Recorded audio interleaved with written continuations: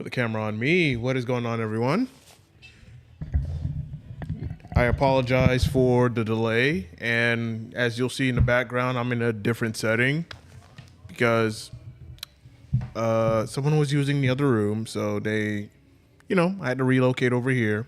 We're still at Guildhall, so we're just in one of their bigger rooms. So yeah, that's why I'm here. That's why we started a little bit late. Had to set everything up, but we're good to go. And you already know, across the table from me is none other than my co-host Waluigi. Welcome. Glad to be back again for a new episode. And our other co-host and a returning guest, Butter Punch and Ultima Wielder. First time podcasting this year again. The second time I remember this guy. Yeah. Wielder, speak on the thing again. Second time I joined a podcast. Hold on. Oh, yeah. Volume Speak up. again. Second time I joined the podcast. Oh yeah, we There sound we go. beautiful. First one of the year. My boy had to say it with his chest. Yeah, I just had to switch the thing over or whatnot. That's why I was like, why am I not hearing them correctly like everybody else? No, yeah. Wonderful start. There we go. Sounds beautiful. There we in my go. ears. Now y'all see all of us in frame or whatnot. So yeah, we're in this much bigger space at Guildhall. So yeah, they were using the other room, but don't worry, we're going to make sure that every Thursdays we book the other room. Yep. Out of spite. So this past week, the last couple of days from last Thursday up until now, a lot of new information coming out in terms of gaming, as y'all already know, and some juicy stuff came out. And I believe Butter Punch, you also had something that you wanted to open up the floor with. I would be happy to, guys. Ooh. All right, so we got one today where we had people who got to play Caitlyn, the new 2XKO character, as a press release event. So they got to play the character for 2 or 3 hours. Got to check things out. And there's a tweet here. If I could pull it up. Pull it up or send it to me in the group chat. I'll pull it up because I do remember the tweet. But yeah, basically the tweet was about competitive integrity is at risk because of the fact that the players who got to try out the character early for those 3 hours are still able to compete in the tournaments. And a lot of people are feeling pretty strongly about that. So I kind of wanted to bring that up, see what everybody's takes is. In my opinion, I feel like if you're going to be part of that press release, right, 3 hours doesn't feel like that crazy of an issue for me. I kind of sit on that bank because if you've played a beta, right, or an early access of a multiplayer mode or something like that, I think Mortal Kombat 11 kind of had that same idea. Another example would be the early access betas for 2XKO before they had the new versions, and then we waited a year. People had days to play that. For me, 3 hours, that's not too crazy, but that's kind of my take. I want to see what everybody else's is. Yeah, I'm pretty sure this also applies. I can be wrong about this, but I'm pretty sure that also applies with games like when Tekken 8 was in their alpha and back in March of 2023, a year before the game came out. They were still in the alpha when after what was it, a month or two when they explained the system mechanics for that game. Mm-hmm. Content creators, including Maximilian, the Mayman Suite, Arsenal T, flew up there to play Tekken 8, the alpha, and it's 3 to 4 hours. It's not so bad. Right. Unless you're at a convention center where you get to play for the weekend. Okay, so outside of a limited scope, this example, this was a limited scope. Yeah, and I'm pretty sure we've had this where content creators or pro players come out to try out the new character before they come out. Maximilian got his hands on, Rock Howard before he came out when KOF 15 was still running. Okay. Oh, yeah. So that thing is not so bad. Right. It's for the promotion because other content creators get to put their piece and put more promotion onto the main product. Yeah, so they get an idea of what the character is. That's basically what it is. That's like getting a sneak peek of something new that you're excited for, that you've been looking forward to. Okay. So it's kind of weird that people are upset at the new 2XKO character. I've only seen like a few episodes of the Arcane show, so I don't remember the names very well. But Yeah, it's kind of weird to be upset at people trying it out. It just takes it to like a high level where it has to be like serious. Otherwise, people are gonna argue about it for weeks. Right, yeah. There's a lot of conversation on Twitter right now about it, so I wanted to bring that up. What about you guys? How do you guys feel? You know, it feels really awkward because you see very high level players like Sonic Fox getting to games really, really early, even before an alpha, like Mortal Kombat 1, for example, testing out certain characters, certain mechanics, and referencing certain things, and you see them winning majors nonstop for Mortal Kombat. Then 2XKO, you'll see like people playing it early on and jumping on. Like you have Apology Man being the #1 player for his own game. That's already 10 layers ahead. Then you have people like Supernoon who's promoting it and talked about. Oh, yes. I should also add Rip is also a part of it. The guy who commentates Tekken. He's also a part of 2XKO. Oh, okay. That is insane. A lot of FGC within the 2XKO pipeline. It'd be your own people topping at majors, watching everyone star. Yeah. Okay. What about you, Silver? I mean, for me, I'm just now hearing about it, so I can see the bias where people feel that, hey, you're playing a character or you're playing the game very early compared to everybody else, and that may give you like the competitive edge, like, okay, I know what to expect, but when the full game comes out, the game can completely change, by frame rates or whatnot. Like some characters can have more frames per move or less frames per move. It depends. But the fact that you've already got that experience, early on, you kind of know what to expect with the game. You kind of know how that character plays, like what's that character archetype or whatnot compared to everybody else. Now, if it's 3 hours, yeah, there's really not that much of a difference. Oh, no. But it's one of those things where, if you give somebody an inch, they'll take a mile type of thing. So with something like this, it's like 3 hours is one thing.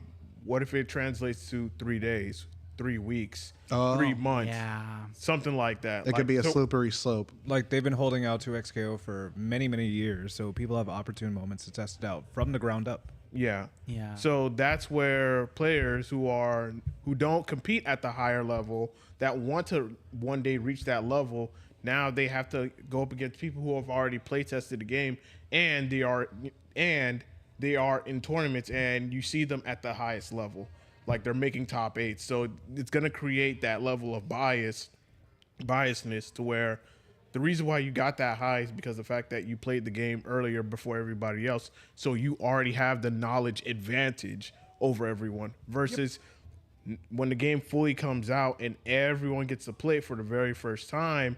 That's where you learn like how characters work and what works, what doesn't work.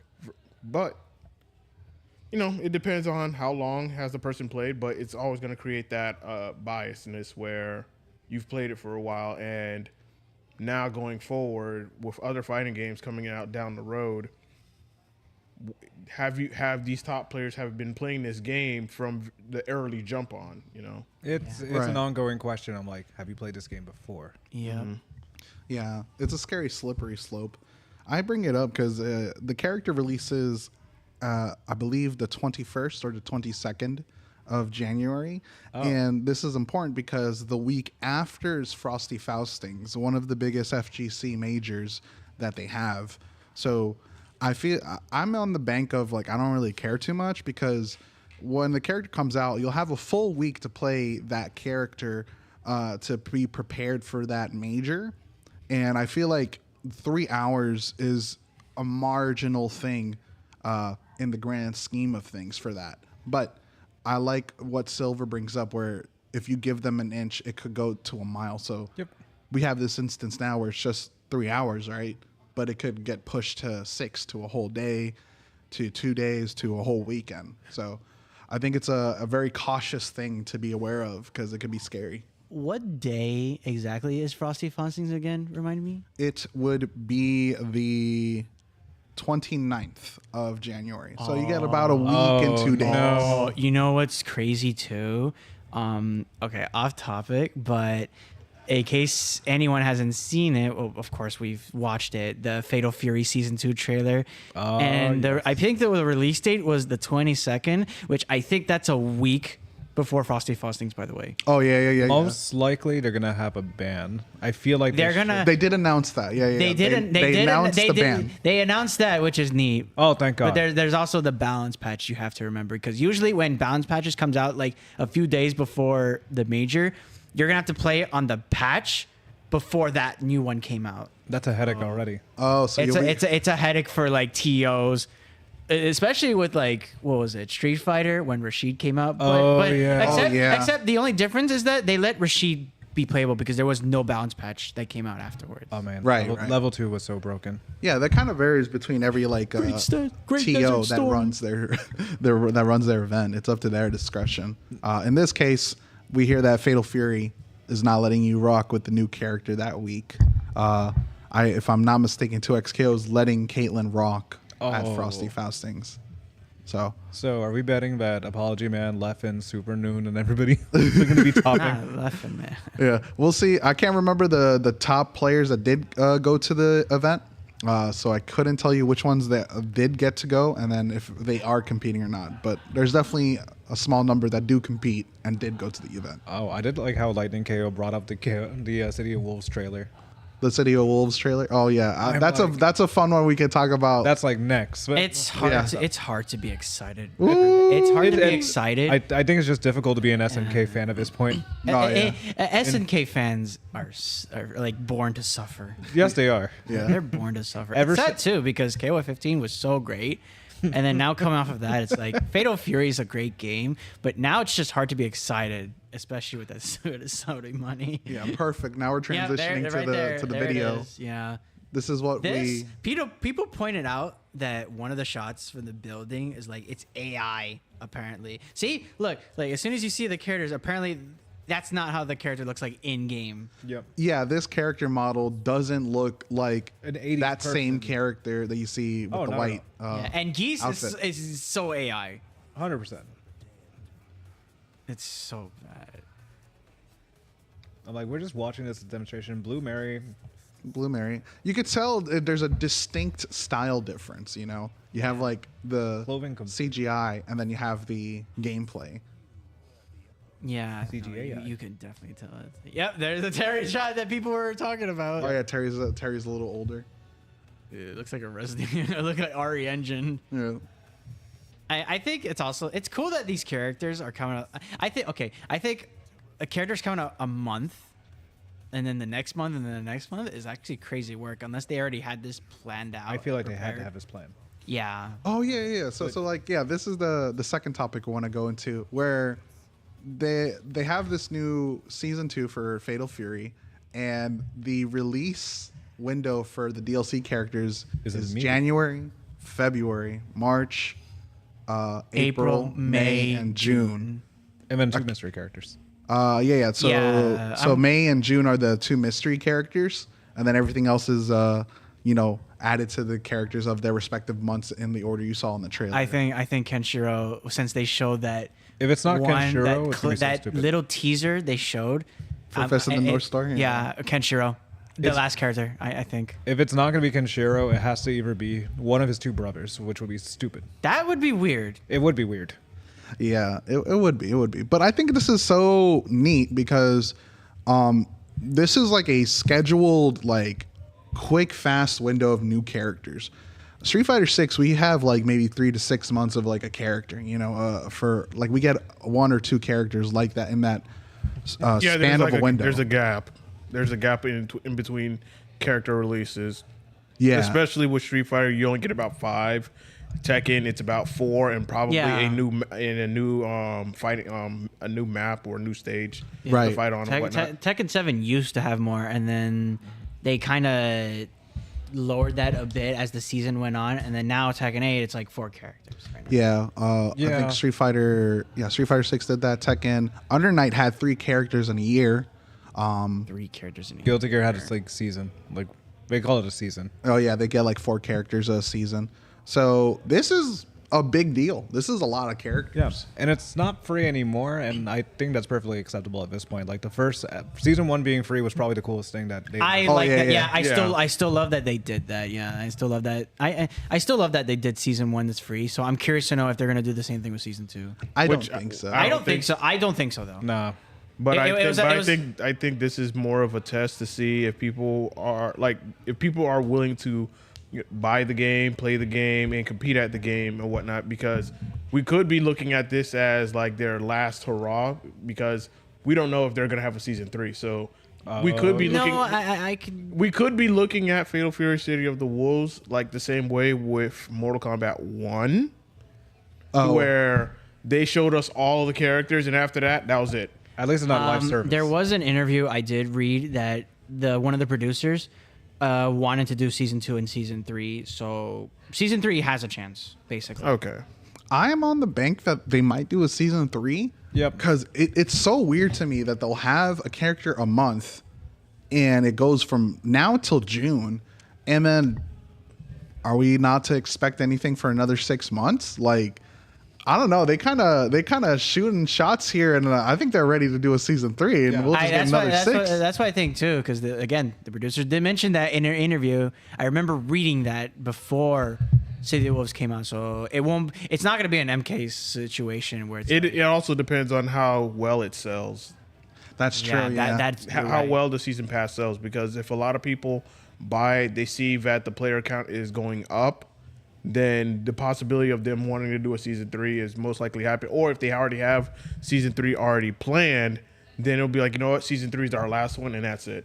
right. It could go either way, where we either don't get a season 3 if it doesn't sell well, or that it's already planned and we do get it, and then season 4 or 5 is up to how we as players like purchase and support that. Yeah. I'm personally excited because I love Blue Mary. I love her character design. So I'm so glad we got her. I've been waiting for her, and I'm about to hop on there. Ouch! I wanted to try and get back on City of the Wolves because it's the one game that encourages defense, and I liked it. I tried it out like the first 2 months, and then I kind of had to step back because the rollback in that kind of made me upset. It is horrendous. Yeah. It's kind of horrendous. I mean, I'll come back for the balance patches in season 2, but I have to be optimistic and skeptical especially after that season 2 trailer, because ever since they started that AI marketing, right. I'm just like, it's hard to be excited now. It is hard to be excited. It's hard to be excited at this point, and if they just keep doing it, I can't really. I can't support really anything SNK related. They're gonna keep doing this. I would say Right. the positive is like some of the voiceover, like the quick introduction. They made it sound like a dramatic movie, but I hate that was made by a prompt. I will say that was a prompt. But it definitely sounded like a prompt. But I did like the fact it looked like an '80s movie or like a '90s. How Yeah, gritty it no, was, like, that the part music. that part is cool. Like Yeah. that's a positive. That's like the one positive aspect I can give. Like art is art, but that's a whole different degree. But I do want to point something out, and this was something I reposted on Twitter. Yeah. This is coming from Coach Steve saying, I know. I really hope people don't let this AI nonsense stop them from playing/trying the best fighting game out. Wishful thinking.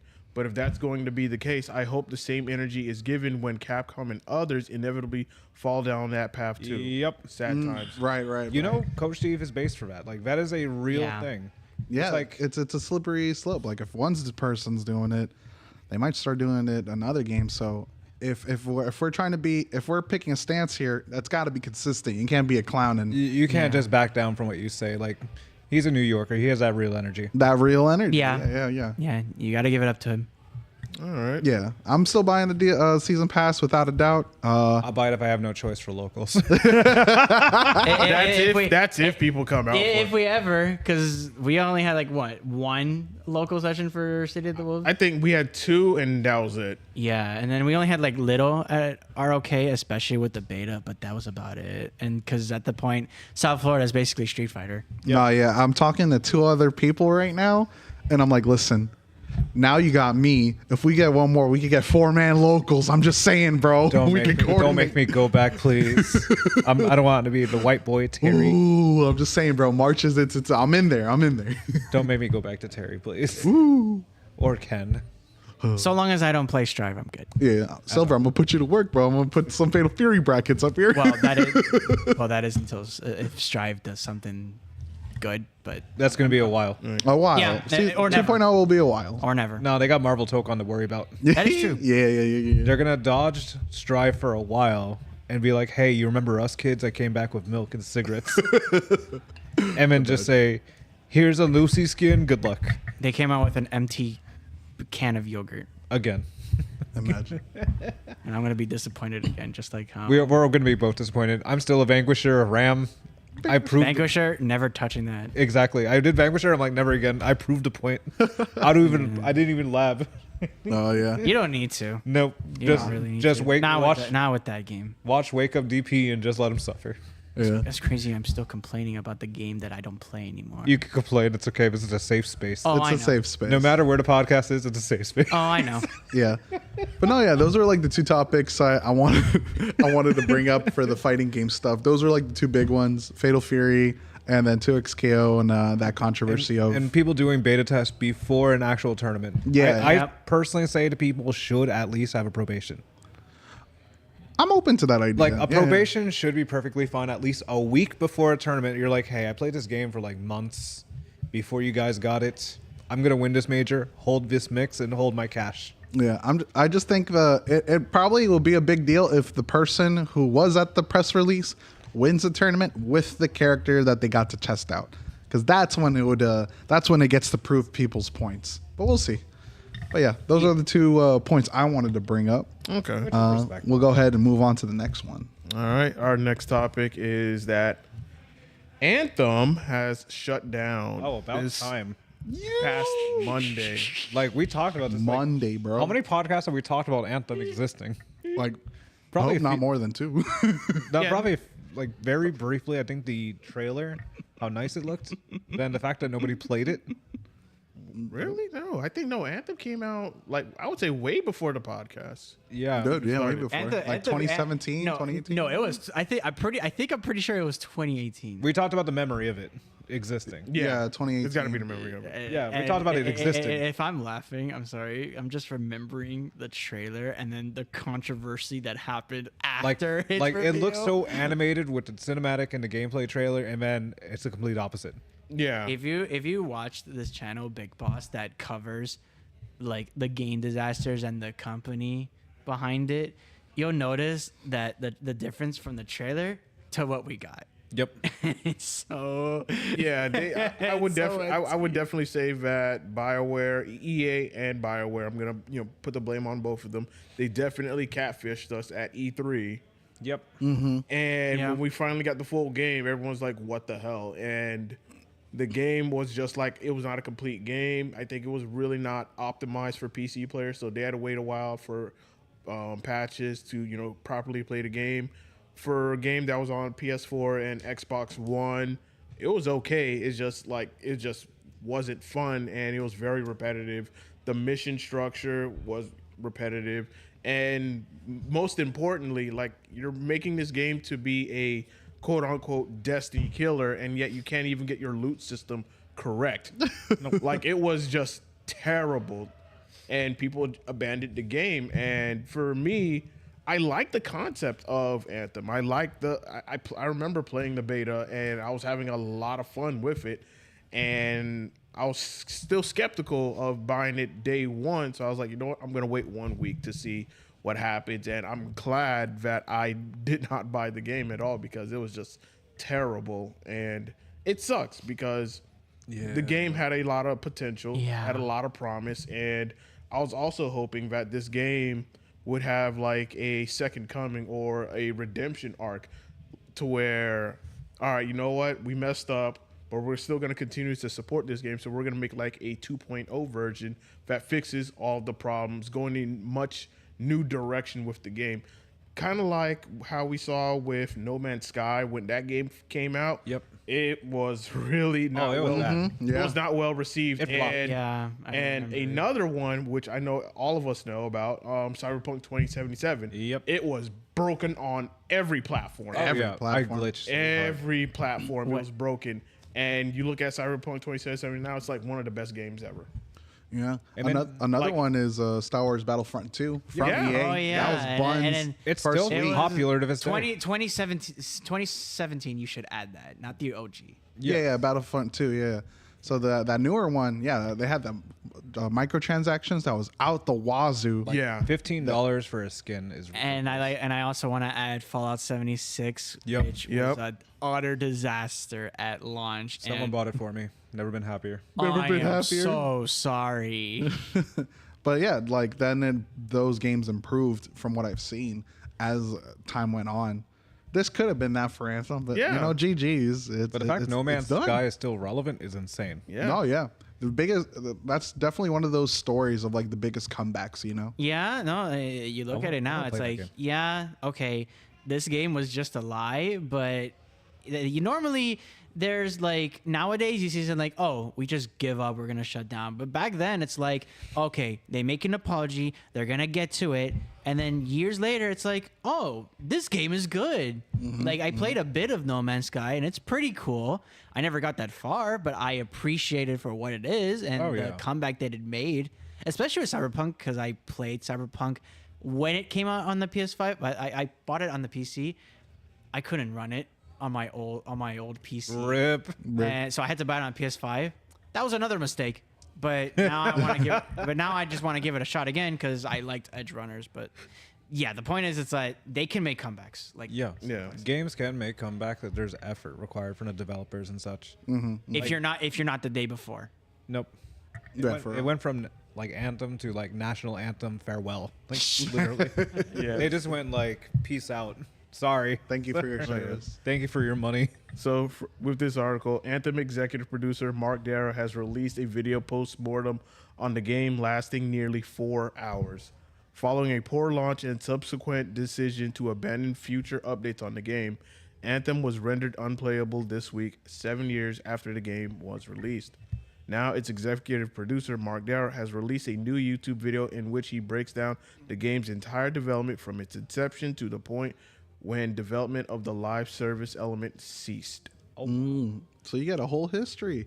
Yeah. I think that's a little nice, you know, see how it was happening under the hood. Pessimistically, it sounds ki- boring. those kinds of videos I started to get into back in like 2022 or 2023, and Oh. I it's very important to understand how they got there. Like, Okay. it's important to have these kinds of videos to make them. In fact, that way people can have an idea of what they missed or something they can just learn that they didn't even know what happened. Learn from mistakes, you know, Yeah. Yep. learned lessons. Yeah, because everyone knows who EA is. It was at one point one of the worst video game companies ever. Now it's like not the worst. Ubisoft's the worst. Yeah, Ubisoft. Nah, it's just EA is just in Saudi Arabia right now. Don't worry. Oh, Yeah. right. Oh, actually, that might be the worst again. Yep. Be ready. So I'm gonna finish this article, and we'll continue with the conversation. The video includes Darrow recounting on how then BioWare boss Casey Hudson pitched the game to EA's as new BioWare, where instead of the studio taking years to make a single-player adventure that would be critically acclaimed but didn't have a long financial tail, BioWare would bring its brand of storytelling to then burgeoning always online live service genre. What if FIFA but BioWare? Darrow paraphrases. That's not a convincing line for me. no, it wasn't that. Anthem was an online-only multiplayer game developed by the Mass Effect studio and published by EA in 2019.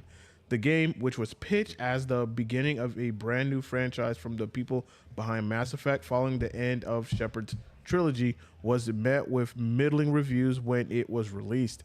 Darrow's video recounts the game's tumultuous development, which saw Casey Hudson leave the studio entirely, with the reins of the project being handed over to Darrow. Oh yeah. Darrow also explains Anthem's impact on the then in-game development Dragon's Age The Veilguard, which was starved of developers in the mid-2010s to ship Anthem. Also mentioned in Darrow's video is a breakdown of the game's much-mocked pre-order spreadsheet, which broke down the multiple different pre-order incentives and methods of early access that players could pick from. Interesting. That's crazy. That is insane. And there's a picture of ways to play Anthem, too. Oh, You got the demo access, Oh my early access, Yes. first They trial had access. They had an early access for that game. A first trial for 10 hours. That's just diabolical. Interesting. So if you pre-ordered it, you got to play it like once there.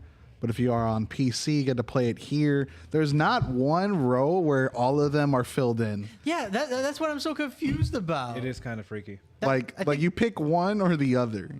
That's the first I think I've seen out of any game that does this kind of thing. That where they, sounds where they just show tedious. what edition brings, and I've never seen any except this that doesn't include all the check marks. Yep. Yeah, that is It's like subscribing to something and you're just seeing the cheapest option with the most expensive option, and both don't match for some reason. the one that's killing me is the Xbox one. If you use EA Access on there, you get to play the demo and the 10-hour trial, but you don't get the game. That's that date, the February 2nd, The only 22nd date. The only way to play early access is through PC. Yeah, They were not the brightest in that one. interesting. Yeah, this was before like PC started becoming a big space in the market. So By the way, if you were to try to play, and I don't know if I don't know if this is correct, but anyone can correct me on this. If you try to play it on console, turns out your console might die from playing Anthem. well, that, Bricked or just a flat out black screen. yo, At least it wasn't a red ring of death. it's you just could pay $5 for a literal red ring of death for somebody's console. Just pop the disc and you're like, yeah, fuck you. Go ahead. I got this game for free, homie. Yeah, I got this for you. Go ahead and try it out. It's Oh over. my god. You might as well just put a marker over it just so you can pretend your Xbox broke. It's an expensive coaster. Just now, though. slap a notepad on there. Nobody will ever know. No one will ever know. No one will ever know. But yeah, Anything else interested within the article? So I'm just gonna read this part and then we'll just move on. And this is from Dara. I know this will be disappointing to the community of Anthem players who have been excited to see the improvements we've been working on. It's also disappointing for the team who are doing brilliant work. And for me personally, Anthem is what brought me to BioWare. And the last 2 years have been some of the most challenging and rewarding experiences of my career. Anthem's failure caused a ripple effect across EA. According to Bloomberg report, Dragon Age: The Veilguard was due to have multiplayer component, but the failure of Anthem convinced EA to allow the studio to abandon it in favor of an entirely single-player experience. I think that's a saving grace if you ask me. That's a blessing for some people. I don't want my game to go away. Like the 5 Anthem players are probably just as much as I don't really mess with Dragon Age that much, like canceling the multiplayer in favor of single player can do wonders at times. I think single player is really important. You could have a multiplayer component, but there's got to be the meat, and EA. you gotta have the meat. Then you get the accessories like the sides. The multiplayer is the sides here. Yes. Yeah. Just like when you have old games that had multiplayer, but if they're porting them and remastering them and making it like a new version, they're just gonna like take out multiplayer for whatever reason. Just like how Kingdom Hearts 2.5 did that. EA, it's in your wallets. All right. EA wallets. Say goodbye to your money. All right, so that's that topic for that one. What's the right. next one we could get on to? Next one is gonna be, this one I'm gonna speak more about, and this is in regards to this gacha game called Brown Dust 2. I just gotta find one. I'm trying to find that one. When you first said that name, I thought it was like a slang for crop dust. I only remember it because of the ad, and then I never. No, I remember the ad, and then someone talking about it once, and never, ever again. It's a full burst RPG. Full burst. Full burst. So I'll take the reins on this one. So Take the reins on this one, brother. Brown Dust 2 is as Butter Punch said, a full burst RPG game that you can play on your mobile device, and you can also play it on PC as well. There was some controversy, some drama that was going on because the fact that the developers, they wanted to bring Brown Dust 2 to Steam, but Steam did not want to, but they were trying to get it to Steam, but they couldn't due to Brown Dust 2 was trying to I would say try to get one over on Steam, and Steam was like no. So I think that was like last year they tried to do that, and then last year, this year, what they tried to do was like, hey, we want to bring our game to Steam so that way people can have it in their libraries. And one of the things was, oh, you're gonna have to censor some characters, and that pissed off a lot, and I mean a lot of players within the Brown Dust 2 community. So I'm gonna bring up this article right here. Why would they Not an censor article, it? but it's more so a developer's note. Is that safe for work? I know. I mean, I look at Butters and Senpai here, and I'm just, let's just let this slide. I mean, You know, Let me see. sometimes you just let it happen. Okay, there we go. Damn, I that's can- a lot of reading. All right, so our decision regarding character design and cutscene adjustments. So it is true that we receive external warnings requesting changes to certain in-game content. However, we responded was ultimately our decision. We took full responsibility of the outcome. We chose to comply because we were concerned that a service shutdown in one region could spread to other regions or platforms. Oh. The biggest issue, however, was that we made the decision without providing sufficient explanation or showing empathy. So they wanted to make some changes to their characters and whatnot, and these are like the changes, like medical club, Therese, implications of being underage due to a school uniform concept, touch interaction scenes, and that could be interpreted as abuse. So they wanted to pretty much censor the game, change like the animations for certain characters, and give the characters that were in the controversy, some new skins. So Interesting. Yeah. that's So less gooning in my gooning game. Yeah. That's what I'm saying, bro. Like, we know what we signed up for. I'm sorry. I'm just doing it lame. I don't I'm just know what talking. I'm just I- talking layman's for some of our viewers who don't understand the situation. wait. Did I sign up? For So this was the 41st developer's note, and this was on the 10th of this year, Okay. January 1st. So 5 days ago was the And then the today's 12th, recording. there was like, you know what? We're not even doing it at all, because the fact that what ended up happening was a lot of players within the Brown Dust 2 community Damn.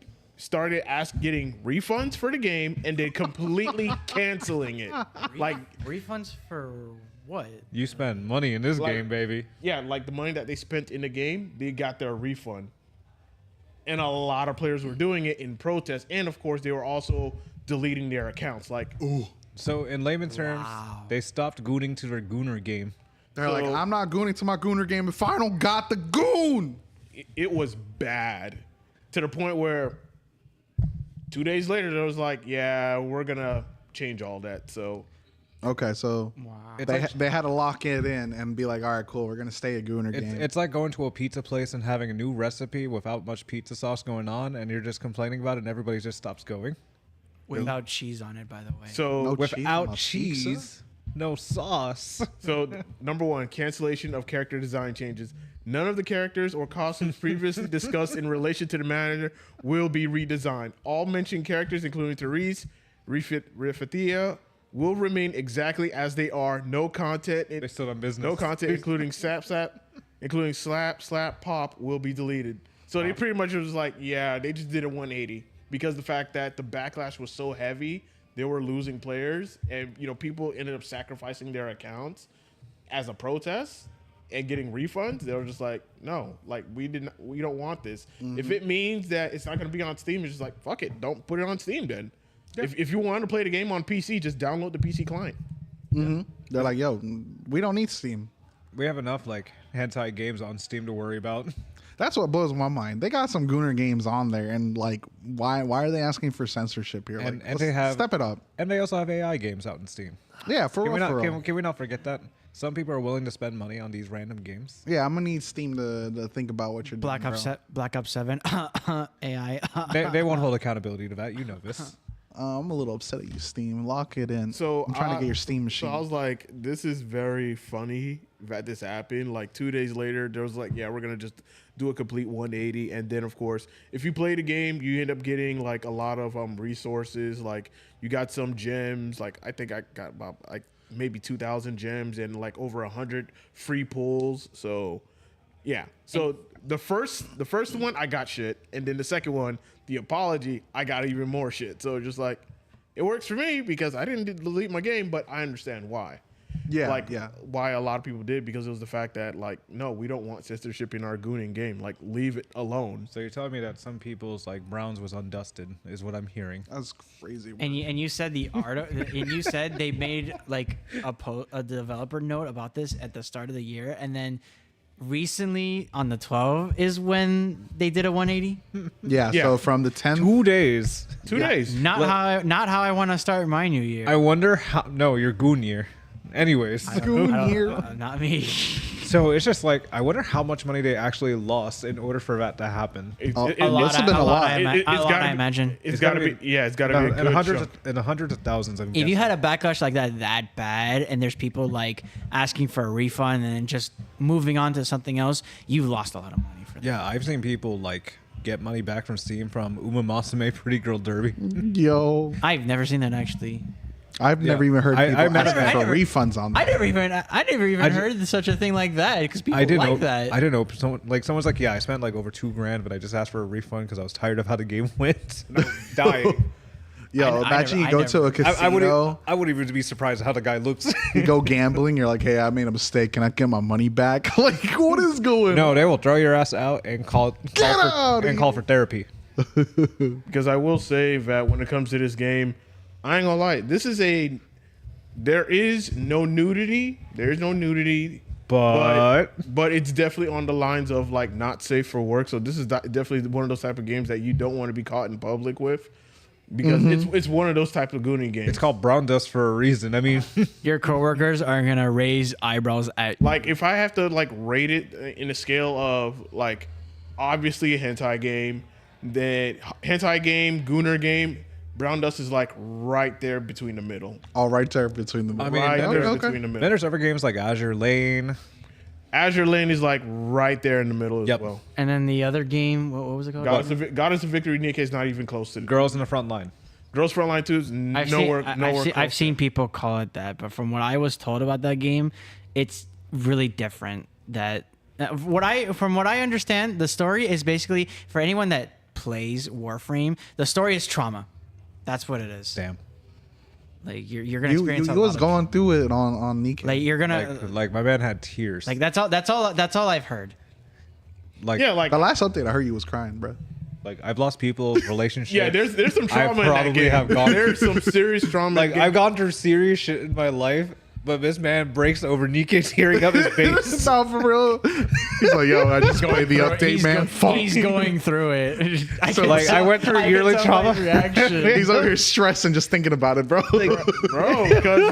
because the fact that like some serious shit happened, and it's just like one thing I'll say when it comes to that game, don't expect a happy ending. Just when you think things are going well, and it's like, you know what? They about to pull through. They about to clutch it. Nah, the game punches you right in the fucking stomach. I love Silver. I'll tell this man about everything about my feelings. Oh, you'll be fine. You're gonna adapt. And then when we talk about Nikkei, tearing down. This man will consult me like therapy. Oh my goodness. You know, I need therapy after finishing Warframe story. dog, there you go. All these games got their trauma. Like my built brother's in. locked into Nikkei. Hey, 3 years playing and going strong. I know. I was watching this 3 years since you were in my car playing it out loud. Oh my god. Music slaps. And The then music every slaps. major, this man would have a setup of his laptop just ready for Nikkei. Yeah, I got to get my dailies in. Gotta get my dailies in. Oh my. He's running the He's the- brackets. He's like, yeah, who won? Oh yeah, I got you. He just swipe in. Listen, I run a meta build, so you know. You went O2? Next? Next. You don't need to tell me who it was. I already knew. Man, fuck this auto. Let me switch. I watched everything. Let me do my dailies. report your score to me, and I'll put it in after I do my dailies. I love it. It's based. You don't see TOs or people like this nowadays. But is Brown Dust 2 a game that I recommend? Yeah, definitely. I definitely recommend the game because it's very easy to get into, and compared to other gacha games, this one is really not that predatory. Okay, It's okay. very, very generous to the point where you can literally max out your characters like very easy. Oh. I'm down to try it out. To the point where it's like you really don't have to spend actual real life money. Like, that's how good it is. And then, of course, if you are a person or that is a person of culture or a man of culture, Degenerate. that too, you'll definitely depends who you ask. I was waiting for someone to say it. Yep. You ask this guy, he'll have his opinion. You will Yep. you will definitely enjoy Brown Dust 2. That's all I'm gonna say. Just go to the website and click media and go to wallpaper. You'll thank me later. And if you have brown dust within your like drawers and everything, please grab a sweep. Like clean up. Crazy. Go outside. Go outside. Crazy. Like, Wow. what do you expect from me in the first place? So yeah, I'll even show you on the screen. Like, I can't show much, but when you go to the website, you go to media, just hit the wallpaper. Media. Wallpaper. Just hit the media tab and click the wallpaper. Thank me later. Butters, you can do that on your laptop and you'll see what I mean. You know what? I'm doing it on my We're at phone. media. Wallpaper. What is All right, what are we looking at? Ayo! Ultima, you're an adult. You're an adult is crazy. Hold on, let me get this in 4K real quick. Hey, you into slime, dog? Sorry. Jesus. Hey, dog. Halloween special. This is the Halloween special. Wait, if I download it, the sticker comes off? Hold on, I gotta find out. I'll save this for later, chat. I'll save this for later. We got a podcast to run. I am not even gonna say anything. I have BB, I'm scared. Medium scared. I have no words. I have no words right now. I'm a pious. Are welcome. I'm a pious man. I'm a pious man. I'm sick to my stomach. And then when you play the game, No, you're not. Why, man? and then when you play the game, there's a special thing in the game called interactions where you get to interact with certain characters within the game. And I'm just gonna borderline just say it. It's literally softcore foreplay. Softcore foreplay. That is the best way I can explain it. And does that cost you money? No. As long as you have the character, God bless. that's all I gotta say. God bless. And it's a very generous Damn. gotcha game. You can keep that, man. I got you that, can bro. keep that up. Damn, there. after I got You that, can bro. keep that, man. Damn, Butters, after saying that, brown So dust I ain't the will- only thing coming out of me. But I will say that if anyone is selling stickers of some of these characters, please send them my way. Because I do want some stickers of Brown Dust 2 characters. Please. About to and go thank to you. every con vendor, be like, yo, Only to this guy. Brown Dust 2? No? All right, cool. I'll see you later. I'll take brown dust 1. I have tears. That- Yeah. I'm happy to have been a part of this conversation. That is definitely a gotcha game if I've ever heard one. As I said, this one is almost like on that line of literally just hentai. Like it's right there. Like Because there are also hentai gotcha games as well. nah, I need the blurred line. That's what's exciting. Like how far can we go before it's that? That's Brown Dust what's 2 is exciting. literally like right there. That's what we want. All right. And if you want to know any of the hentai gotcha games, I got you. There you go, chat. Only He's got this, you. Only this guy. Only this guy. You're only gonna hear from This guy knows ball. You're This gonna- guy knows ball. No, you're gonna hear from these two. Mom, I'm scared. Listen, if I'm playing gotcha games, I want to learn about the entire genre of all gotcha games. So that's when I went down the rabbit hole. I was just like, oh, this goes deeper. Man, if I talk about hentai, then I'm a bad guy. Fuck y'all. But I'm not gonna talk about that. But we gonna move on. We gonna move on. We gonna and move. What is our next topic for? Not brown dust 2, that's for sure. Our next, Brown Dust 3. No. one of my favorite games from Ubisoft, The Division. Oh. Definitive Edition could be coming soon. So before I even get into the article, so Division 1 and Division 2 are getting updates. Oh, And Okay. yeah, both, one? Oh, wait. No, oh, wait. both of I thought them. you were talking about. Okay, One no, never and mind. Never two. mind. Keep going. Never mind. so 1 and 2 are getting updates, and there is a lot of talk of a Division 3 is about to come. Yep. That's about to happen. And for me, I'm excited for it, but I'm also like a little bit skeptical because the fact that when you think about the extraction shooter genre, I would say Division was like the first thing that was out there as a extraction shooter because we all had the Dark Zone. Yeah, it was like the first Yeah. one to do it. after what was that game that was popular on PC? Tarkov. No, I think no. Division came before Tarkov. Yeah, Division. No. Tarkov was like later. Yeah. Yeah. So like- you had DayZ, you had PUBG, which was battle royale, but I don't think I can think of an extraction shooter that came out before the Division. Oh, so Division new ball. More. Yeah, so I'm happy for that because I spent like a lot of hours in both games. But I would say Division 2 is definitely a lot better than 1. Mm-hmm. And I was watching some gameplay of some of the updates for Division 1, and they added a realism mode to where the enemies are not like bullet sponges, where you're like dumping so many mags into like an enemy. Yeah. It's like, I'm like, thank you. Yeah. Because we've been wanting this for so long. Yeah, headshots. Exactly. Headshots, yeah. Like, not just with like a sniper rifle, but like if I have a pistol and I shoot you in the head, you should die. You should just drop, eliminated.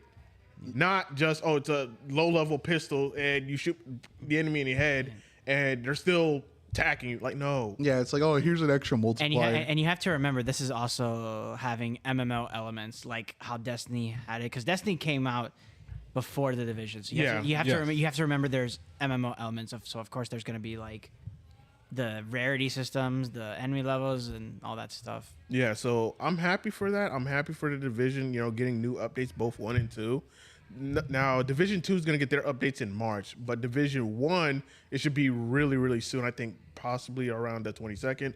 Well, let me just go ahead and read the article because it tells me. Mm-hmm. So it seems Ubisoft could be gearing up for another announcement of the Division Definitive Edition as a banner has surfaced in Japan. The Division franchise seems to be progressing well, with Ubisoft's Julian Gregrighty stating that the Division's 3 is shaping up to be a monster. And I hope it is because I have some expectations. I have some expectations for the next Division. I'm so skeptical because the story a bit, because I know we're talking and stuff. I remember playing the Division 1, but I never played the DLCs. I liked it. But I remember people saying like it's not the game that we got from comparing to the trailer, and then the Division 2 comes out. Definitely. It's the game that we got. I played both those games. I never tried the DLC for one, but when I played the Division 2 and the DLC with friends, it was a lot of fun, and it's like Destiny, but the people there actually care, which is shocking. Yeah. Other than like the cheaters, which is a problem, but it's like, wow, the game is actually a lot more fun. I think it's somewhat more fun than Destiny in some ways, in my opinion. When I went back to it last year, playing one of the recent expansions solo, by the way. But yeah, the Division can definitely be a hit or miss, even though people are gonna be like off about it because the fact that it is Ubisoft, and when they think of Ubisoft, they think of like the worst things and the bad things about Ubisoft. Yeah. But Yeah, there are definitely. some, Yeah, it could Agreed. vary. there are some titles there with Ubisoft that are good, and the Division can be one of them. Right, Yeah. right, I can right. agree with that. Yeah, I think I liked 2 a lot. I played the first one and I was like, okay, this was a fine game, but I don't think it met the expectations that I had for it. Yeah. Then 2 came out and I was like, okay, this is what I had envisioned. I think a good comparison was like, it's a weird comparison, but like we watched the trailers for the Purge movie and we watched Purge 1 and it was like a house horror movie. And I was like, oh, I thought they were going to like be in the city and like do crazy stuff. You watch the second Purge movie and you're like, oh, they're in the city now. Yeah, this is exactly what I thought. So similar thing here in that comparison. Division 2 got to meet the expectation I initially had for it. Now I'm excited about Division 3. I'm excited for that. I'm excited, but again, I have to be skeptical Yeah, and same. cautious about this because this is Ubisoft we're talking about. Yeah. And Ubisoft is known for messing up their games. Yeah. Right. But I will say that when it came to Division 2, depending on who was the team at the time when Division 2 was, at its peak, we don't know if we still have that team today. So Yeah, it's like It's scary. it's like Destiny. It's like Bungie when Destiny 1 came out. There were people there that actually cared about their community. And then you have Destiny 2 that's still going, especially after the recent expansion, Renegade, which is a Star Wars expansion.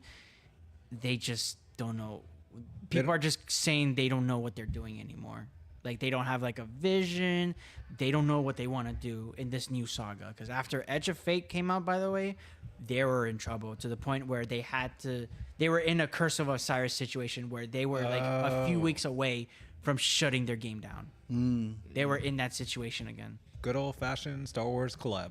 Or collab with anything at this point. Just to stay alive. Might as well get the Persona 5 collab in there and then shut their game off. Honestly, they could do that. They could All do I'm that. saying is slap some Nikkei on there, bro. Like, you'll get Can't money work from us. Can't work, Guardian. I don't know, bro. I don't know, bro. They all got guns. Aztec Cross would definitely cover that up. Man, I still miss old Destiny 2. Yeah, I agree. But yeah, Division 3, I'm excited for that. Anything else on the article that caught the attention? I want to see trailers. I'd love that. I love that. I think it's just a video about talking about the updates for the Division. Okay, so- for the, I could pull up a YouTube video. Give me a moment. for honestly, for Division 1, I've had this in mind when I first saw it. The definitive edition, it's kind of strange because when I look at the game on Steam, it's like I can just buy a bundle and have all the DLCs like that for cheap. So I kind of don't understand what the point of the definitive edition is, unless they're like trying to improve something and make it accessible for players. But it's like I just have the original game. I can just play that. Yeah, I get what you mean. Because if there's like an edition, I'm worried that they might screw that up to the point where I'm just gonna have to stick with the original. Like how Fallout 4 released their remastered edition and Bethesda Classic messed that up. Yep. But we got an Amazon show out of it. We got an Amazon show Yeah. out of it. Speaking of Amazon shows, I'm still shocked God of War is in development. Oh, yeah. Yeah, they- We It's can talk about it that. is a little off topic, but it's just enough to stall some time. Yeah, I saw the tweet about, I forgot who was it, that they're playing Kratos. I'm surprised that they're still doing it because I remember Halo. Let me pull it up. I remember Halo TV show on their season 2. They scrapped everything completely because it was so bad. All right, I copied it. I'm gonna put it in the topics really quick so everybody have access to it. But I'll take the lead to read it. Basically, in the God of War show, we have 2 seasons confirmed by Amazon Prime. Season 1 will have 10 episodes. The tone will emulate the games of the Norse saga. So pretty much the new God of War and God of War Ragnarok is going to be the tone that they're going to be focusing on. Oh. That's interesting. Ragnarok specifically. Yeah. So that's really exciting. So depending on if you're a fan of the newer ones and their storytelling, which a lot of people are, a lot of people like this one, you'll be excited. If you like the original trilogy more so, maybe not so much. But I'm sitting on the bank of me liking this one. What else do we have here? So they're recording in Vancouver, in Canada, starting in March of this year. So we'll probably get something by like 2027. Recasting is really interesting, or at least some of the producers. Yeah, so we have Ryan Hurst. He's from Sons of Anarchy, and he voices Thor in God of War Ragnarok. If you don't remember, you probably saw a clip about Kratos being in a snow area fighting Thor, and then you like lose, right? And then you try to like skip to restart the battle, but it doesn't let you because Thor, spoiler alert, revives you with his hammer, and he's like, "I'm not done with you." So you think you're dead, and he's like, "I'm not done with you," and brings you back from death. That's like a classic clip that everybody loves when they go on the internet. So that voice actor is going to be playing Kratos in the live action. Do with that information what you will. Me personally, I'm excited. I know a lot of people from who are fans of Sons of Anarchy are excited. Then we have Corey Balrog, director of the 2018 game. He's going to be a producer for it. Oh, that's good. Yeah, so As long as they bring in the people that they knew what they're doing, and it's like one of Like the they directors. actually have correct people. Yeah, they have correct people and they have a vision. That's a good sign. yeah, so it'll be interesting. I like that they have developers of the game be a part of this, so that way it stays consistent with the vision. But yeah, anything else here is What's pretty much like crazier is also like Ronald D. Moore, like Battlestar Galactica, Outlander, like being a showrunner and continuation of the show is actually going to be good. Like people involved that deep, and then Frederick Iotoi from Shogun. Yeah. So that guy will direct the first 2 episodes. Shogun is like a crazy series. I did like the first few episodes watching it. I just didn't stick with it, but I love the atmosphere and the He is also the director of Fallout as well. Oh, the Fallout show. Yeah. Oh yeah, we're cooking, chat. That's all I needed to hear. I love the Snowpiercer. Fallout This show. is mostly Prime shows from. I'm a glazer. That's interesting. I'm a glazer. That show is fire. We're cooking. Yeah, that's interesting because people like the Fallout show. Yeah. So, so it says here going for late 2027. Yeah, I'm excited for this. That's Shit. very rational. Like, good. Give it a couple of years. The year when Kingdom Hearts 4 will come out finally? No, I'm kidding. We hope. We don't know. Well, I tried to find video of of like actual gameplay of the definitive the Division Definitive Edition, and I couldn't find anything. Don't Yeah, there's no gameplay on that. Not yet. It's but- not definitive yet. They just announced it. Yeah, they just. I'm glad you announced it. caught on to that, Butters. By the Oh, yeah. way, I think the funny thing about the Division 1 Definitive Edition is that Bungie is like willing to not do a Destiny 1 HD. And you know what? That's a good sign because I know if they do like a Destiny 1 remastered, they might mess up something. Again. And then the cheaters will come rampant on the PC version with crossplay, by the way. I don't want to play Rise of the Taken King again. I'm good. Dude, Destiny Rising is like doing somewhat better than Destiny 2, and that's sad. That's horrific. That's so sad that your mobile game is doing better than your actual game, and that's still funny. Because to who me to wants this to day. hop on a console with cheaters? That, and also Destiny Rising feels like an MMO. Real. Yeah, there's some MMO aspects in Destiny Rising, and the fact that Destiny 2 doesn't is the most hilarious thing I've ever heard. Remember the Red War? I remembered Red War. We're never getting that back. No, we're and not. Forsaken. Yep. We're never getting that back.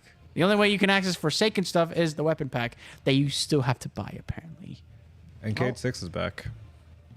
Yeah. After his death. Like, Yeah. For his Final Shape spoilers, Kate 6 does come back. No, like if you are not caught up, it's on you. The game is like almost a decade. I thought Well, Kate 6 dying. I was like, it's over. And then they brought it back, and I was like, I cried for no reason. Because the guy wanted to be in and his he own died, and then spoiler alert, he died again. And the funny thing is, the original actor was going on to a new show, anyways. Yeah, the voice actor of K6 did a really amazing job because that's like my favorite Destiny character next yeah. next to Crow. Zavala was my second favorite, but Shaxx always motivated me. Lord Shaxx, I could see it. you are the Crucible. Like, damn, that's based. You are the Crucible. All right, and just to get back on topic because I know we're like derailing everywhere. Oh yeah. I just want just finish up with the Division and whatnot, especially with number 3. My guess is we're probably not going to see the full game or play the full game probably by 2027, sometime maybe fall 2027. That's valid. And then maybe by the end or closer towards the end of this year, we probably see some gameplay of the Division 3. But we know that, hey, it's being worked on and they're shaping up to be a monster. I'm very curious to see how far they will go with the Division 3 because number 2 was good. It was good all the way up until, like, I would say they would just, the only problem I had with the Division 2 was just the end game. When you get to like the end of the game, just like more end game content, more stuff to do for the end game before you do the DLC stuff. So that way you keep people you keep players interested for the game going on. But other than that, the game was completely solid. I have over 100 hours in that game, and I'm going, like, when the March update comes, I'm definitely going to jump back into it. I did see in the article that in other news, the first division is going to receive a 60 frames per second update for the PS5 in 2025. Additionally, the Division 2 was saved by the team of 5 developers. Damn. But I want to know what they're going to do with the Division 2. The Division 1, I don't mind going back to it, but I enjoyed number 2 way more than number 1. So I'm hoping for more updates and more news to come out for the Division 2 because that is a franchise that I really enjoy. And knowing that it's one of Ubisoft's beloved franchises and it made them money, I'm pretty sure Ubisoft is going to make sure they take care of that IP because it does right by the fans. It makes people happy and it generates the money. So I'm hoping that they just leave it as is, let the people do what they need to do. So that way, hey, if people enjoy the new updates with Division 2, then they're going to end up enjoying Division 3. And yeah, I just wanted to see what happens from there. And I already know the Dark Zone, that's where all the how me and my boys would like to say it. That's where we do all the hood rag activity in the dark zone, and I enjoy every moment of it. Whether I'm teaming up with random people, and then when it's time to extract the loot, I end up killing them because why not? Because why not? Real. 'Cause why not? Also, Rainbow Six Siege also exists, which makes them money as well. Yeah. Yeah. Despite the collabs they do, but that's still a moneymaker as well. Yeah, so that's that with the division. I'm excited. So, Me too. Me too. Me too. and our next topic Oh is boy, Ubisoft. I love this thread of layoffs, man. Isn't to that- lay So off speaking of 55 division, yeah, Ubisoft to lay off 55 employees across the division developers and Stockholm studio. Why the Division developers? Like they're literally working on the Division 3 and still working on supporting to it. Now you lay these people off? You lay these people off that care? Well, the article does say that Ubisoft is continuing to restructure its organization in 2026 with more layoffs announced at the start of the year. Last week, we saw them close the Halifax studio after its employees unionized, resulting in 71 people losing their jobs. Now, 55 more will be cut to further reduce cost because, as me and Waluigi, we've covered like all of last year, like Ubisoft was just taking L after L after L. They were losing money. and we're still talking about Assassin's Creed Shadows. Yeah. So if you know when a game company loses money, especially when their games don't sell well, They have to recover. they got to recover. So you know, you already know what's the first thing that's out the door? Everybody else. Employees. Employees, because it's their fault apparently. Their fault. Apparently, it's their fault. Yeah. and Gotta take their jobs away. We don't need a janitor. we need to make money. Let's lay Yeah. off more people. Yeah, they want to save their bottom line, and it sucks that you're gonna have to restructure and end up having to rehire new people because the fact that you started losing money, and this would not happen if you catered to gamers. Oh, It's 100%. not that hard. Like, give the gamers exactly what they want. Don't try to make it complicated. Like, look at other gaming companies that actually do it right. Hello, From Software. They're not going to listen.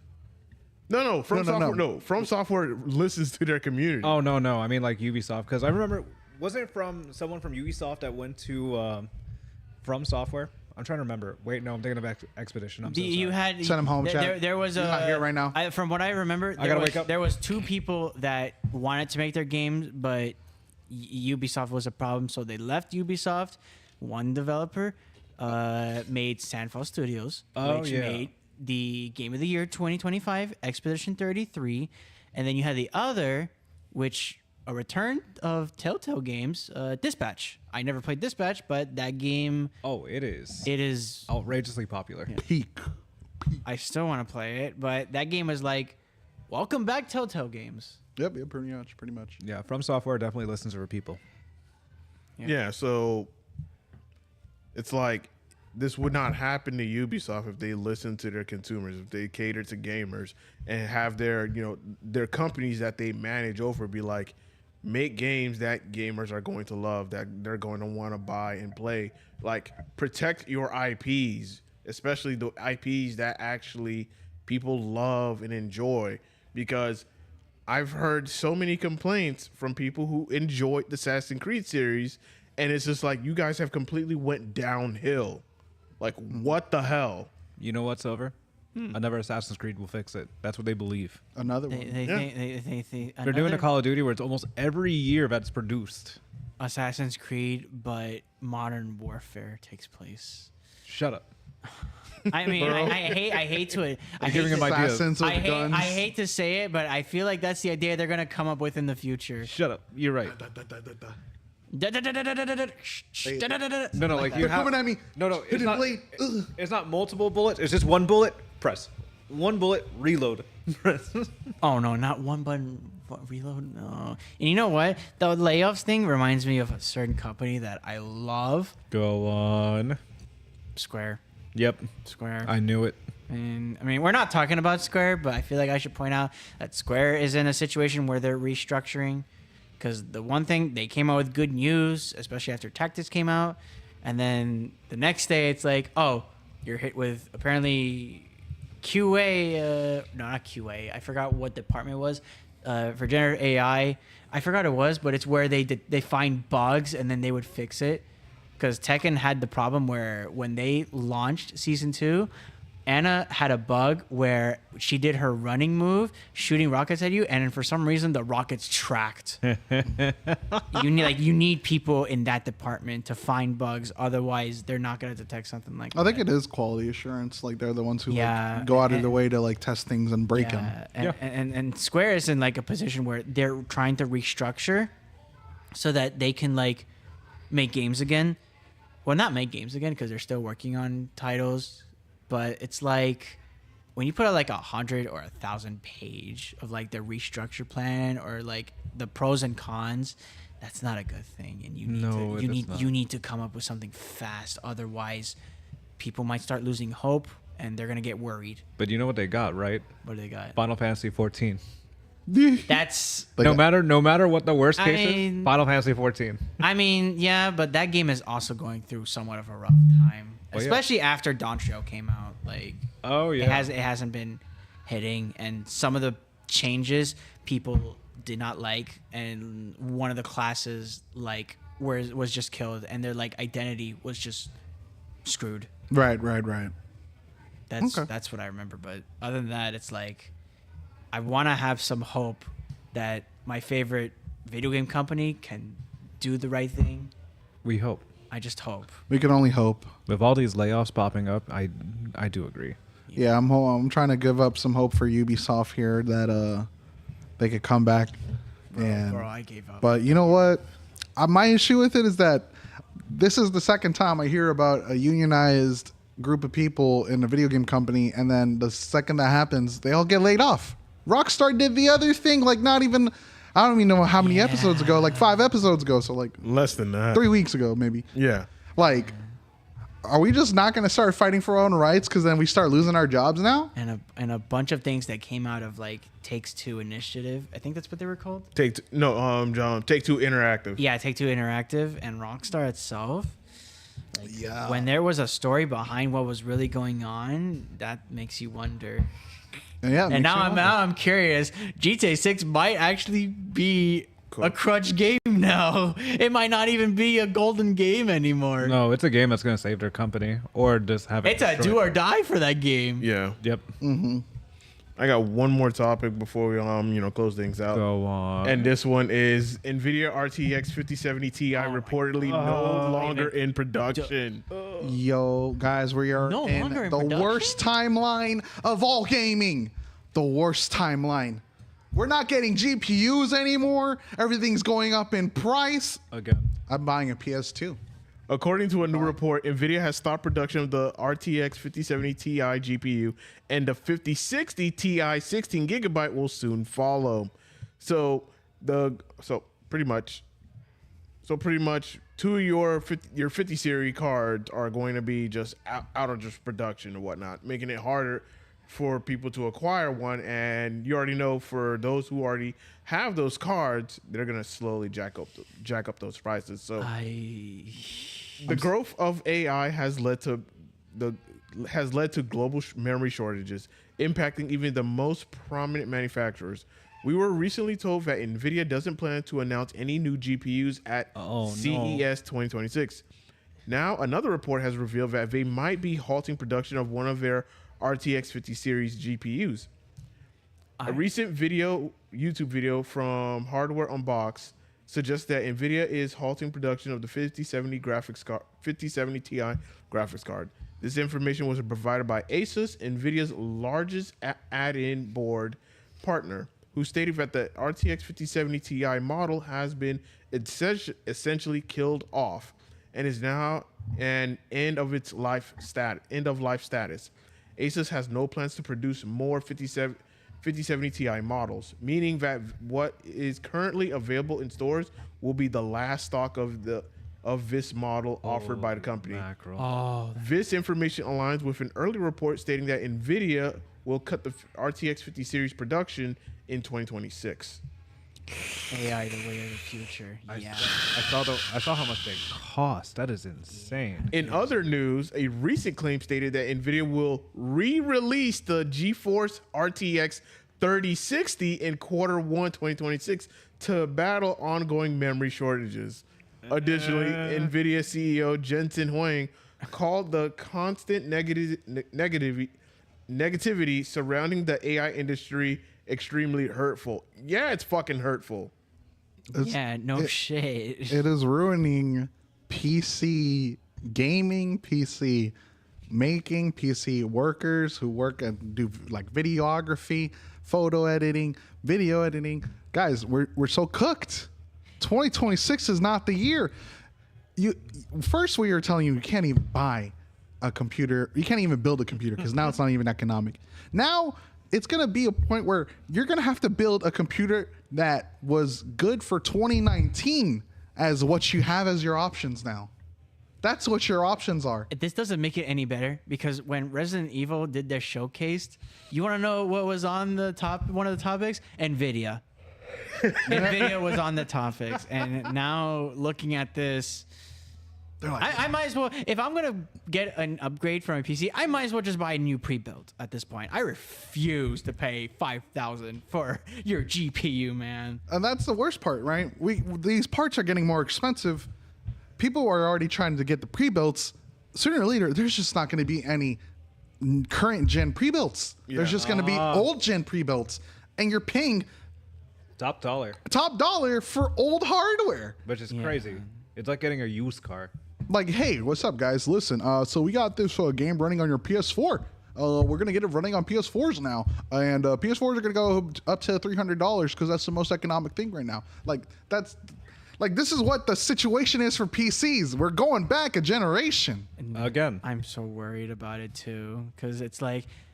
I think- The reason why I have a PC is because I can do more stuff on the PC, and yeah, it's good. It's a good thing to have a console in case if something happens, but it's like you just have somewhat more power on PC when you're doing the good stuff. I should mention there are some shady things that can happen in the PC landscape, but it's like Like you have around us too. you have somewhat more freedom on PC, but it's like now this is happening, and it's like what's gonna happen this year and what's gonna happen in the future. Because if this keeps going, there's nothing left for the PC landscape at this point. Yeah, we are in a bad timeline. Unfortunately, we just got to keep moving forward, see what we can afford, and choose our own games wisely. Definitely. And might as well just get a pre-built PC Or because Steam Deck if you can afford it. you can't even buy parts anymore. You're just gonna have to buy a pre-built that keeps up to date at this point. And If you can. at least that's gonna last you a good couple of years, like 5 to 7 years. Yeah, my 3080 Ti is going to be carrying me for a generation. The 3060 is about to do everything I can. I forgot what mine was. I'm gonna be honest. Bro, It just does the job. I still have a 1060. Oh, Yeah. You rocking a 1060? You real? is that thing a 1060? What's up? Is your PC an actual like 10? No, not this. Oh, my bad. My like bad. my gaming, like my gaming PC at home. He just assumed it was. My bad for offending you, pimp. Yo, forget the podcast. Let's just play games on here right now while it's streaming. Let's go. Let's play Mario Party. Yeah. Bruh. Oh my god, that's gonna be hilarious. Well, with that being said, with the GPUs just going up in price, and yeah, as y'all said, you might as well just get a pre-built before those prices go up as well. Might as well. And it's a good thing to keep consoles as well, because Keep your consoles. it doesn't matter. It doesn't matter what console it is, as long as it's not an Xbox, by the way, because Yeah. people are gonna scan. So if you got a PS5, just keep that PS5. Oh hell yeah! Switch 2 as well. Yeah. Hold on to it. You got a Steam Deck? Use it. Yep. Hold on to it. It's gonna last you a while. That's all I gotta say. And maybe even the Steam Machine. I forgot what they're doing their prices from that, but like, if the Steam Machine becomes worth it, then that too as well, I guess. All I can say for you audiences out there, 2026 is the year of the backlog. That's what it's gonna have to be. Yep. Yeah, that's why I've been started streaming some of my single player games, and I call it the Backlog Chronicles. The Because backlog chronicles. Because I'm just going through my backlog of games. Yeah, and Might as well. I recently streamed this week. Tuesday was the TNS Tekken bracket. That was a fun time, and people came through. But I think, off topic, I want to do a thing where I want to stream more because that's a hobby I do want to make. So maybe tomorrow or during the weekend, since I'm in like a position, I can do like a Kingdom Hearts run. Because like I'm known for Kingdom Hearts on Twitter and other places, so that can be like a thing I can do. And people Heck can yeah. just, it doesn't matter how many people. I can just start small, and then if I keep doing it, people just come and chill. That's how it's gotta be. That's what I want to do. I want to do like a Kingdom Hearts run before or after Kingdom Hearts 4 comes out. So look forward to that. Yeah, look forward to that, chat. This is gonna be your guy for Kingdom Hearts when he comes when You got any Kingdom Hearts questions, you can ask me. Yeah. I may not have all the answers, but I'm that guy. For real. All right, y'all. So that being said, anything else y'all want to share before we put a ball on this episode and wrap things up? You want to take lead? Oh gosh. First off, thank you guys for tuning in. Remember, wow, I lost my train of thought. I'm exhausted, but pretty much look forward to what games you play. We talked about how certain people shouldn't be jumping into majors right away after playing a character. Brown Dust 2, if you play it, I'm slightly judging you, but I still respect the game because you are a gamer after all. And with all these layoffs, still respect the games that are getting played and play what you want. That's probably the best I can say for now, until there's probably another layoff or something controversial about to happen next week. Yeah, definitely. Butters? We're at a point now where this is the year of the backlog. Play your old stuff. Play some games you haven't played before. Play on older hardware if you haven't. If you have it, and play those games that are still locked on there. I'm playing Catherine Full Body right now on my PS4. That's a lot of fun. I'm playing some old games on my Steam Deck. I got my PS2 loaded up and ready to go. 2026 is going to be my backlog year. So that's what I got to tell you guys. All right. Wilder? It's like Butter said, I'm going through my backlog as well. Kingdom Hearts 1, replay on Steam, but I might just start over to stream it, of course. And I'm currently on the Ninja Gaiden series. 3 pissed me off so much to the point where I had to boot up Club Penguin. But 4, I will eventually get that soon and hopefully enjoy it because people say it's a return to form. And Tokyo Extreme Racer while I'm grinding Tekken. But this year, I think, after Requiem, it's just going to be backlog and other games that you can play or grind. It's exactly what Butter said. Resident Evil Requiem, chat. That shit's going to be lit.